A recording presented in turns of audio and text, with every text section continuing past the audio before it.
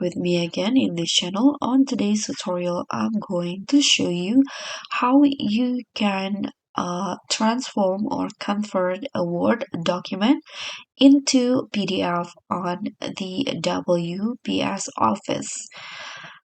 So if you want to save a document as a PDF, and you want to save it to your computer, you can just do it in the WPS Office. So let's just open the Word document in here. For example, I'm going to open this Word document right here, and I want to save it or convert it into PDF.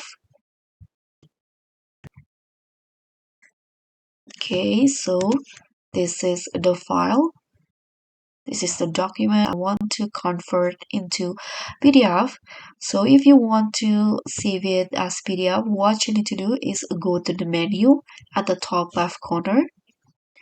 Here you'll find this button, Export to PDF. So click on that button. There will be this settings, the Export to PDF settings. So you can choose the file that you want to turn into a PDF. Here you can adjust the how many pages that you want to turn into PDF. You can choose the whole pages or just certain pages.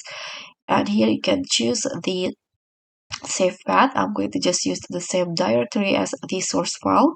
And here you can also choose the export type.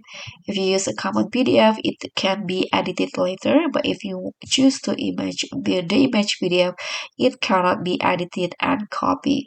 I'm going to just use the common PDF in here. So after that, you can just tap on export to PDF. Now it will be saved in here automatically like this, and it will convert it into a PDF and open automatically on the WPS PDF reader.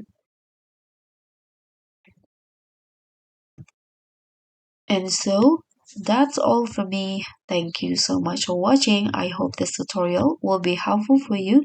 So don't forget to click on a like, leave a comment, and also click on the thanks. I'll see you all on the next tutorial. Bye.